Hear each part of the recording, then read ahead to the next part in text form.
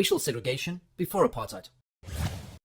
As far back as 1802, the British system of slavery in British colonies was accepted and enforced worldwide, including in South Africa. By the 1830s, slavery was becoming less popular around the world, forcing Britain and her colonies to abolish slavery. The governors of the South African colony changed the law and called slaves indentured servants. An indentured servant must be able to work off his debt and eventually earn his freedom. Over the next 70 to 80 years, laws were passed to slowly decrease the rights and movement of black, coloured, and Indian South Africans.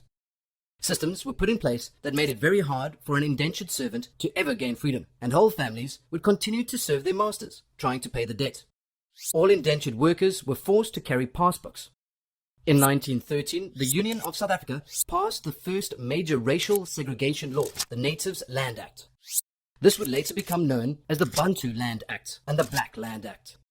This law limited the amount of land a black man could own and eventually outlawed black land ownership completely outside native reserve areas. The land in these areas was often of poor quality and forced people into subsistence farming, producing only enough to feed their own families, if even that much. Outside these areas, tenant farming and sharecropping, which was a major occupation of many black people, was outlawed on white-owned land. As a result, many of these people were forced to seek wage labor instead, which led to widespread poverty.